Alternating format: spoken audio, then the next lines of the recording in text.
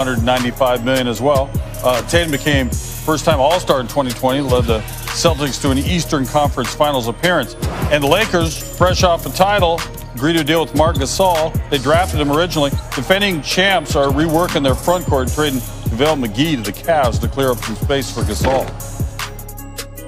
All right, it's not official until Woj says so. Actually, sometimes Woj says so, then it becomes official. But in any case, we're going with these stories we just told you about. Mitchell and Tatum, the extensions. Why do these deals make sense for the players and their teams? Two foundational cornerstone players for both franchises. The kind of players that you build around, that guys want to play with, that represent, your organization. Those are no-brainers. Both 5 years with the opportunity to make nearly $200 million for both Donovan Mitchell and Jason Tatum. All right, Lakers win the title and say, let's get a new guy in the 5 spot. Why was that move made? Well, a great opportunity there. Once Dwight Howard left for Philadelphia, they bring in not only Montrezl Harrell, but now Marc Gasol, a much more skilled, future Hall of Fame player, who can do so many things on the court, offensively, defensively, rebound. And, I think for Marc Gasol, a chance. Remember, this is the organization that drafted him. He was traded for his brother Pau before he ever played an NBA game. Now Pau's out living in Southern California. He'll be near his brother and have a chance now to win another NBA title. He won one with the Raptors. Woj using just one of his many phones. Thanks for joining us on the SportsCenter. Music. Sit on the throne and you can never move it. I hear my destiny is calling. So say hello to the champion. Say hello, say hello. All these wins starting to feel spiritual. They did that is magic. Welcome to the late show. I be King James version when I'm on the way. So say hello to the champ. Let's go. We just want our respect. Our organization want their respect. Laker Nation want their respect. And I want my damn respect too. They say hello to the champ. Just a few weeks after winning yet another NBA championship, the Lakers have already pretty much renovated that entire roster. They picked up the top 2 bench scorers in the NBA in Dennis Schroeder and Montrezl Harrell. Also improved their three-point shooting by adding Wesley Matthews to a team that ranked 21st in three-point percentage last season. And re-signing KCP to a new 3-year deal, that should help in that area also. All right, to dig a little deeper into NBA free agency, we got our front office insider Bobby Marks with us, and give Rob Pelinka and that front office in LA a lot of credit for what they've done for the team that's about to be defending a championship. But considering what they've done, what else can they do? Yeah, rarely do we see a team flip their roster over, right? Of course, they still have LeBron James and Anthony Davis, but Wes Matthews, Montrezl Harrell, and Kentavious Caldwell-Pope, of course, is back. Dennis Schroeder, they've added. Now, this is what they have left to do. They've got 4 roster spots. They only have the veteran minimum exception that's worth about $2.6 million. But here's the challenge. They are hard capped, so you need to fit those spots under that number, $6.5 million. The challenge becomes and here's a player that's being linked to them, is a player like Marc Gasol.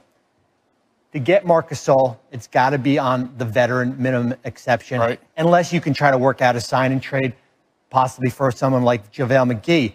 The hard part is he only makes $4 million, so you've got to make the money work. But so far, this team has really reshaped itself. Best team in the West right now. Yeah, it'd be interesting if Gasol wants to go west and try to win a second NBA championship. All right, so let's talk about some of the another team, Bobby, that maybe he's not getting the attention it deserves based on what they've done with their roster. Yeah, that's the Portland Trailblazers. That's a team that was just fighting to get into the playoffs last year, sneaks into the 8th seed.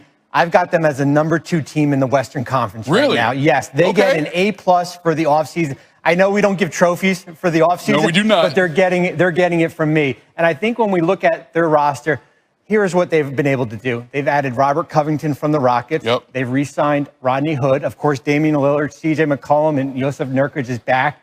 But this is what I really like. Carmelo back for another year. Derek Jones from the Heat. Zach Collins returns. Enes Kanter. Harry Giles. And this is what I call them. I called it the $40 million club, right? Kanter and Covington in trades, free agents, Hood, Anthony Jones, and of course, Harry Giles. And where I see them, this is a top 4 team in the Western Conference. They're way up there in the Pacific Northwest. Oftentimes they kind of get overlooked, but you got to give Neil O'Shea credit for what they've done so far. And Bobby Marks said they're number 2 in the West right now. We'll see how that plays out throughout the season. Bob, appreciate it. Wojnarowski, a couple of all-star players have earned max contracts. We start in Boston, where Jason Tatum has agreed to a 5-year, $163 million extension with the Celtics. It includes a 30% escalator clause that could turn that guaranteed 163 into 195 million should Tatum make one of the 3 All-NBA teams. The 22-year-old averaged career highs of 23 points, 7 rebounds, and 3 assists last season. Celtics went to the Eastern Conference Finals for a second straight year. Also grabbing a max bag, Donovan Mitchell.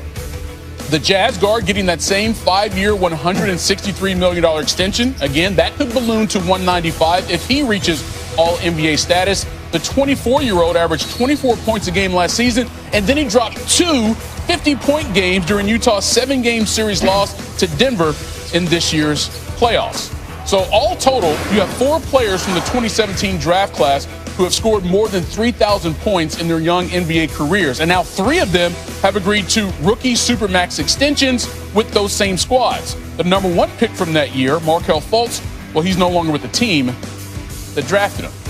Well, with us, though, is the aforementioned Adrian Wojnarowski. And, you know, Woj, I'd say to most NBA fans, they look at these deals, they felt like no-brainers for both the player and the squads. But let's start with Mitchell and the reason that he wanted to stay in Utah and they were doing everything to keep him. Yeah, there's a great relationship there with Donovan Mitchell, not just that organization, but that community. And he came to them at the draft, right before Gordon Hayward left in free agency. That was a wounded city. And immediately he gave them hope. And they realized very quickly they had a superstar and a player to build around. And now he comes back. You saw what he did in the bubble. And a player that really has blossomed, you've seen as a man. And you see him at the forefront of the social justice movement this summer in the league. And he's had a strong voice with that in that Salt Lake community. And you'll see a lot of that going forward. And he's just the kind of person that new ownership there, Ryan Smith, their front office, that they want to build around. We often talk about players that are face of the franchise. He's definitely that there in Salt Lake City. All right, but let's go over to Boston. Jason Tatum, I mean, he really emerged as a star this past season. Granted, they got some young talent in that squad, but that seems to be the building piece for this team going ahead. Absolutely, especially you've seen some stars come and go from Boston. True. Max players, Kyrie Irving, Al Horford, and then Gordon Hayward. But Jason Tatum is the player now, 5 years, close to $200 million, like Mitchell, with one more All-Star appearance. And you've already seen with Tatum, he is a player. He can be the best player on a championship team. And, you know, for this Celtic organization with such a history of great ones, he's one you imagine up in the rafters someday. It's not easy to get your number up there, but you imagine it up there. And he's now, for them, with Jaylen Brown and, this, young core they have, he's the centerpiece. Yeah, give a lot of credit to Danny Ainge, not only just drafting Jason Tatum out of Duke, but realizing that he could be a cornerstone for this organization going forward. Woj, as always, appreciate the time, brother. Thanks, Mike. All right. Well, this is where the Lakers are right now, and it is rare for a championship team to kind of flip this whole roster. And first, we saw the move with Dennis Schroeder trading for Danny Green. He replaces Rajon Rondo. Wesley Matthews was signed for the biannual exception, replaces Kentavious Caldwell-Pope. Oh, we can't get him in there. Montrezl Harrell replaces Dwight Howard. No, touchscreen's not working, but they're in there. Trust me, they're in there. And when you look at their resume, as far as what they have with that roster, 6 roster spots open. They've got bird rights on Kentavious Caldwell-Pope. They still have the veteran minimum exception, and they're $14 million below the luxury tax. They still have some work to do here, but as you could see, this roster has totally flipped. The Montrezl Harrell signing, Wesley Matthews, Dennis Schroeder in the trade, and you still have, of course, LeBron James and Anthony Davis. He's not a free agent, but he is unhappy. What's next for James Harden? How about Vince Carter on the best fit for Harden? That's later on scheduled. De'Aaron Fox is their point guard of the future, agreeing to sign him to a max extension for at least $163 million over 5 seasons. Richest